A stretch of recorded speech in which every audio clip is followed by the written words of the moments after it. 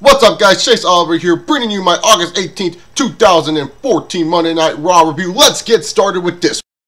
The opening to Raw was awful. Oh my god, Nikki.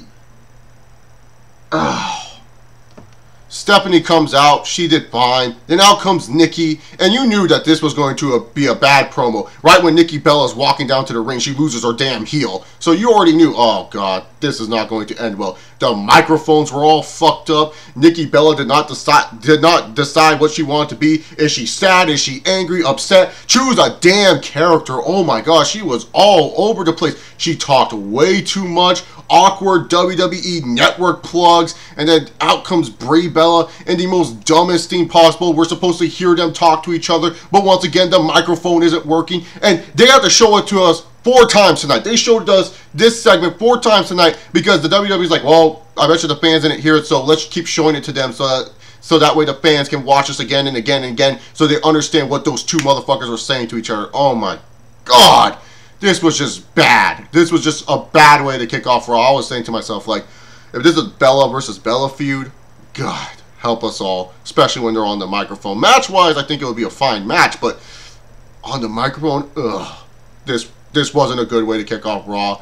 I just did not understand why would you kick off Raw with the Bellas versus Bellas. Do I like it that new talent is getting some shine in the opening segment? Yeah, that's cool, but I also like when the new talent are ready to open up Raw and not make me feel like, click, click, click, I want to change the channel.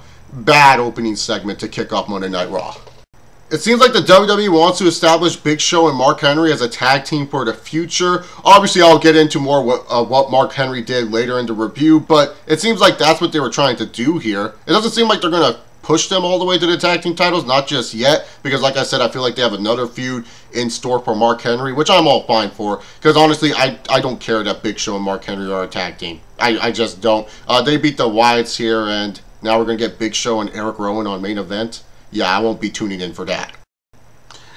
Seth, you did the Ice Bucket Challenge run. You're supposed to nominate 3 people after you do it. Come on, man. It's for charity. That was a good line by Dean Ambrose, and especially the brawl that they had backstage. And I also liked it where, you know, they continued it on where Seth went to Triple H, complained about what Ambrose did, and says that he wants to get rid of him once and for all. So Triple H goes to the WWE app and says, we're going to go Raw active once again, or we're going to have people power once again, as we get to choose, us, the WWE Universe, get to choose a stipulation for Ambrose and Rollins later on tonight. The stipulations, well, I'll get into that later on, but they're pretty much the same match. But I felt these segments with Ambrose, Rollins, and Triple H were very effective tonight and did a good job hyping me up for Ambrose versus Rollins later tonight. So the Paige and AJ Lee feud is going to continue. It makes sense. This is probably the better Diva feud going on next to Bella versus Bella. It makes sense why they should continue this feud. At this point, you have no one else for AJ Lee to really face off against, or haven't established another person for AJ Lee to feud with. And same with Paige. You haven't really established anyone else to feud with, and AJ Lee does have a rematch clause. I have nothing against the women. I have nothing against Paige or AJ Lee. Both are tremendous workers in the ring. There's no doubt about it. I just don't like the characters that they are portraying on TV. That's just it. I just don't like their characters. Even though I think Paige has been more entertaining as this character, I just don't really see how she comes off as a psycho person. You get what I'm saying? She doesn't seem like someone that fits the psycho role all that well. Maybe someone that is a tough chick that can kick your ass at any time. Okay, I can see that role for Paige. And guys, no, fucking Paige trying to lick Natalia's face during the match and being all sexual with her before she hits her fucking headbutt does not make fucking Paige psycho. And AJ Lee deepening her voice going, I'm going to beat you up, does not make AJ Lee freaking psycho. It just makes AJ Lee freaking, you know, not crazy. It just makes AJ Lee look angry. That's all I'm saying. Like, I just don't like the psycho characters that they're building up. I don't like psycho versus psycho. I don't think it works well for both of these women. In all honesty, I kind of wish their characters were different. It's going to be fine. They will have to do a lot of interesting stuff for me to really get into their Night of Champions match. But honestly, I'm just not interested in this feud whatsoever. It's nothing against the women. It's nothing against them as workers. It's just that I don't care about their characters. The coronation of Brock Lesnar becoming the WWE Heavyweight Champion, I thought it was good stuff. You know, it was fine. What I hated the most about the Heyman promo would probably be just using him to whore out the network and Cena. Like, holy crap. Talking about the WWE network and what you can see on there because of all the past top stars. And then talking about how if I had a pen in my hand and some paper, I would sign John Cena as a Brock Lesnar guy. Or a Paul Heyman guy, I should say. It was like, really? Come on. We need fucking Paul Heyman to come out here to put over the network and put over Cena. Like, I didn't like that. I like what he was talking about with Brock. I really thought they did a good job with Brock Lesnar tonight. Suplex repeat, suplex repeat, suplex repeat, suplex repeat. That was good stuff. When he was talking about Brock Lesnar, that was much more different than some of the other crap that he would talk about with Lesnar leading up to SummerSlam. This was good stuff. This shows that how unstoppable Brock Lesnar is. It's going to be interesting to see down the road what WWE does as Brock Lesnar as the WWE Heavyweight Champion. It is going to be interesting. I really hope they kind of change him up a little bit sometimes. Instead of always having Heyman talk for him, they have Brock Lesnar actually come out and beat the shit out of some people. I'm always down for that. So, good job by Heyman tonight. And we will just have to wait and see what the future holds for one Brock Lesnar. I felt the stuff they did for the IC title tonight was kind of sloppy. That's just me. I didn't understand why they had the Miz win by countout and Dolph Ziggler lose. I was just like, wait a minute. Miz won by countout? Like, what the fuck? That works when, you know, the babyface wins by countout and he doesn't win the title, but the heel? I was just kind of confused watching it. And then Miz was having a post-match attack, and I said, okay, that's cool. Have Miz go over after this post-match attack, and then all of a sudden they had Ziggler go over at the end. I was just like, wait a minute. So what was the point of this? I guess to continue Miz and Ziggler, but it just felt off. It felt like the mechanics weren't there for me. I'm pretty sure Miz and Ziggler feud will get better, but like I said, this was not a good start to the Miz versus Dolph Ziggler feud heading into Night of Champions. That's just me personally. It looks like the We the People Express is over. It's been a fun ride, Jack Swagger, but now you're back to being a jobber. Cesaro beat Jack Swagger, and a lot of people are excited. Yay, Cesaro won. I'm excited. Cesaro won a match, but I bet you a lot of you people were saying, Chase, we know Bo Dallas came out after this match and tried to bring some positivity to Jack Swagger's life, and it seems like they will do a Bo Dallas and Jack Swagger feud. So, Chase, where is your alter ego, Chase Bolivar? Well, guys, when I got home today from school, I found this note right here. It was written by Chase Bolivar, and so I'm going to read you this note that he wrote for you guys. So let's get started. Dear Chase and all my Believers, I will be back soon. I am on a spiritual journey. All I ask for you people is to keep on believing. And remember, everything the WWE does is awesome. Love, Chase Bolivar. Yeah, that's the note he left us. So Chase Bolivar will be back soon. I guess he's on a spiritual journey, doing whatever he wants to do. Let's just wish him luck, guys. I mean, we all love Chase Bolivar here. He's a sense of positivity. Even though I may not agree with Chase Bolivar most of the time in my reviews, I do miss the little guy sometimes. So let's wish Chase Bolivar luck on his spiritual journey. Good luck to you, my alter ego, and I can't wait to see you again soon. I don't know if I'm serious after saying that, but hey, good luck to you, Chase Bolivar. This six-man tag team match was a fun match between Randy Orton and Ryback, still taking on Roman Reigns, RVD, and Sheamus. But let's face it, man, none of us were expecting this. The big guy took over this six-man tag match. Oh my god. This crowd was chanting, "We want Ryback!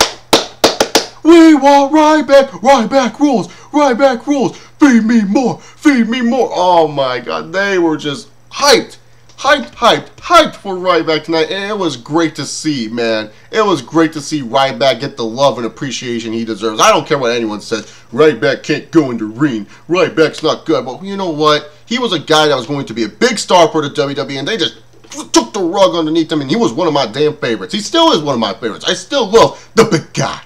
And it was just nice to have the fans cheer him. He was the hottest guy in the match. As for the match itself, I thought it was a fun, good match. I will say this, the last couple segments for Raw, I felt they did a pretty damn good job with this episode, but I was happy to see Ryback get his love. It was kind of weird that RBD ended the match. I mean, at least it wasn't the predictable, oh, Roman Reigns won the match for his team. It was just kind of weird seeing RBD end the match, but it is what it is. Curtis Axel took the pinfall. My boy Orton and my boy Ryback didn't take the pinfall, so I'm all good with that. Definitely a good and fun six-man tag match for Monday Night Raw. The Usos took on Stardust and Goldust in a short and okay tag team match. Stardust and Goldust got the win here, and it seems like they're, I don't know, maybe teasing an Uso split. I hope not. I don't think an Uso split would be a good move on the WWE's behalf whatsoever. I don't see any interest in an Uso versus Uso feud, but it is what it is. I mean, the Usos ended up losing to Stardust and Goldust, and it looks like Stardust and Goldust will be the next victims to the Usos, because I'm saying it. The Usos, whoever they face, until they face the Mother Effing Ascension, these guys won't lose the tag team titles. That's just it. You know, I would like to see Stardust and Goldust get a run as tag team champions. They're definitely entertaining. I don't like the Stardust character whatsoever, but Cody Rhodes is doing a good job with it. I think they do have a right and deserving to be tag team champions, but I just don't think the WWE will go down that right, because they're trying to make the Usos look like a dominant tag team. For once they failed to the Ascension, we're supposed to be all shocked and being like, oh my god, I can't believe they lost to the Ascension just like that. So, it is what it is, but hey, okay tag match on Monday Night Raw tonight. That's what I do! Mark Henry, man. This dude was money on the microphone tonight. You two jackasses, shut up! I ain't talking to you! Like, oh, I loved Mark Henry tonight. He was just awesome. I love the beatdown on Rusev. This feud makes sense. You know, everyone's like kind of confused though. Like, why were Mark Henry and Big Show being established as a tag team if Mark Henry's going to feud with Rusev? I'm confused on that still. I don't know why they're doing that, but hey, it is what it is. I'm fine with Mark Henry feuding with Rusev. It makes sense. Mark Henry is an Olympian, something that a lot of people forget, but he was an Olympian. He represented the USA. He's, you know, one of the strongest men in the world in the USA. And so, you know what, man? I was fine with this. I felt Mark Henry was preaching from the heart, and I cannot wait to see a Mark Henry and Rusev match, because that will be a good defining win for Rusev in his career against a guy like Mark Henry, a former world heavyweight champion, before you move up Rusev to win a mid-card title. This is a good win.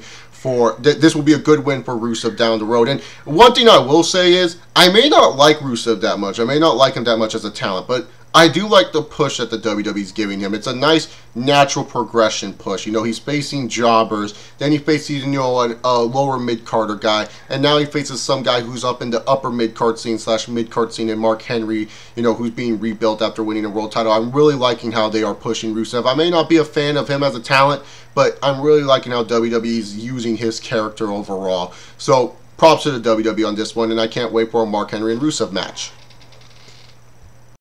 So we are actually getting a main event match to end off Raw. Not some long Triple H promo where Triple H just bores us to death. Not some hokey dokey John Cena promo. Not some Hulk Hogan whoring out the network brother promo. It's a legit match between two fresh faces, two rising stars in the WWE, Seth Rollins and Dean Ambrose. And the stipulations that they chose, you know, like, that we could decide, that we could choose, they were the same match. It was like no holds barred, falls count anywhere, and no DQ. Okay, whatever, who cares? And so the fans chose falls count anywhere. I will say this, they didn't use the stipulation well in this match, but this match was fun. It was a good main event. I cannot remember the last time I sat down and I watched a Raw main event and I said, man, this is a good match. This is a strong way to end off Monday Night Raw. I cannot remember the last time they had such a really good main event match. This was a good main event match. I had fun watching it. You know, I felt Kane hindered this match. I don't get it. Why is Kane always coming out during Seth Rollins matches? It kind of pissed me off, and I was like, God damn it, are they really going to have Seth win because of Kane's help? This is, but thank God they didn't go down that route where Kane completely helped Seth to defeat Dean Ambrose. It was like Kane was kind of just like an afterthought in the match. Seth and Dean tore down the house, and then that ending, oh, you know, after when Rollins hit the curb stomp, the blackout onto the announce table, I said, okay, that's solid enough. But no, they went to the next level. They grabbed fucking cinder blocks. Like, Kane goes and reveals cinder blocks underneath these things, and I'm like, oh my god, that's cinder blocks. I'm like, I know they're probably not real cinder blocks, but they look fucking real. And I said, oh no, oh dude, do not curb stomp Ambrose onto those cinder blocks, man.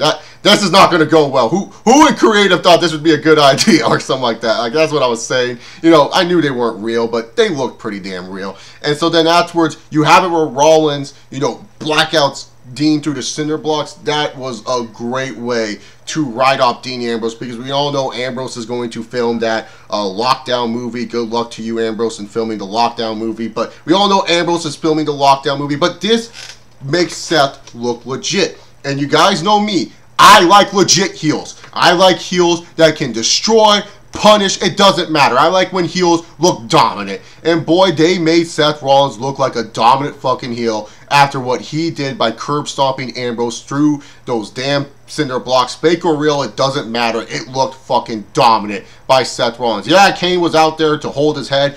It wasn't like Kane was like a big factor of how those cinder blocks, you know, it wasn't like Kane sent fucking Ambrose through those cinder blocks, you know. It was Seth Rollins. So really, to me, they did a great job booking this segment. They did a great job freaking removing Ambrose from TV. And, you know, if anything, it's a nice little way to say refresh on the Seth Rollins and Dean Ambrose feud. Let's hit the pause button on this one. You know, let's have Dean go film that movie. We can have Dean come back and have a quick little filler match with Kane. Yeah, that won't be exciting. Who cares about Kane and Dean Ambrose? But then later on, we can do an Ambrose taking on Rollins match at a bigger event, maybe like a Hell in a Cell, or maybe hell, even a Survivor Series. So this was good stuff to me. It really legitimized Seth. It's going to be interesting to see who Seth feuds with next, that's for sure. But I really did enjoy the ending to Monday Night Raw tonight. It was definitely a great ending, in my opinion. The match was good. The match was fun to watch, but I liked the execution of the ending. It was great to me.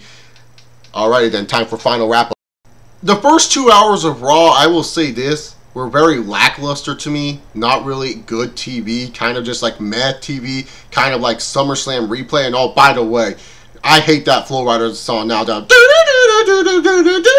It's going down for real. Like, oh my god. That song's going to be burnt into my damn mind. Thanks, WWE, for overplaying that song the whole flipping night. That was annoying. But, you know, the first 2 hours, bad.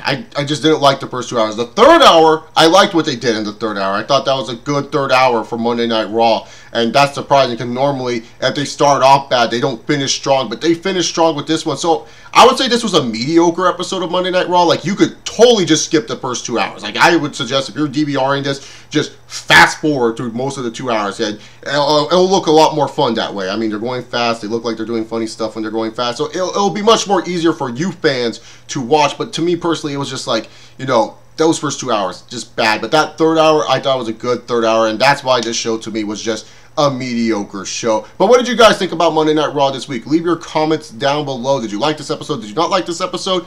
Give your reasons why. What did you like the most out of this episode?